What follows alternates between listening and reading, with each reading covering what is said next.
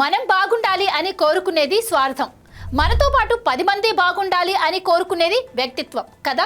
నిజంగా చెప్పాలంటే ఈ రోజుల్లో ఎవరికైనా ఎదుటివారికి సాయం చేయాలి అంటేనే మనం 100 సార్లు ఆలోచిస్తాం. కానీ ఒక వ్యక్తి మాత్రం తన చెల్లికి జరిగిన అన్యాయం మరే ఆడపిల్లకు జరగకూడదని తన సొంత ఇంటిని కూడా అమ్మేసి లక్షల మంది మహిళలకు ఉపాధి కల్పిస్తున్నారు.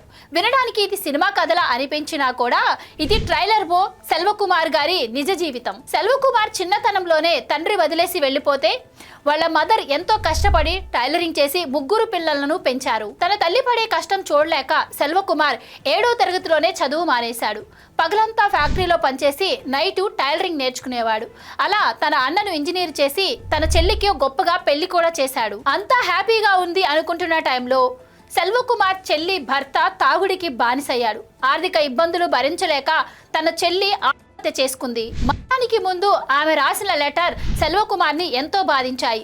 అన్నయ్య, అమ్మలాగే నాకు కుట్టు మిషన్ వచ్చుంటే ఈ రోజు నేను ఆత్మహత్య చేసుకునే పరిస్థితి వచ్చేది కాదు అని ఆ లెటర్లో రాసింది. తన చెల్లి అన్న ఒక్క మాటతో ఇకపై ఏ ఆడపిల్ల ఆర్థిక ఇబ్బందులతో ఇలాంటి పరిస్థితి తెచ్చుకోవద్దు అని నిర్ణయించుకున్నాడు. దీంతో ₹1 టైలరింగ్ మొదలుపెట్టాడు. టైలరింగ్ సంఘాలు ఎంత అడ్డుకున్నా తన భార్య రాణితో కలిసి ఒక యూట్యూబ్ ఛానల్ కూడా స్టార్ట్ చేశాడు. ఈ రోజు ఆ యూట్యూబ్ ఛానల్ ద్వారా చాలా మంది మహిళలు ఉచితంగా టైలరింగ్ నేర్చుకుంటున్నారు.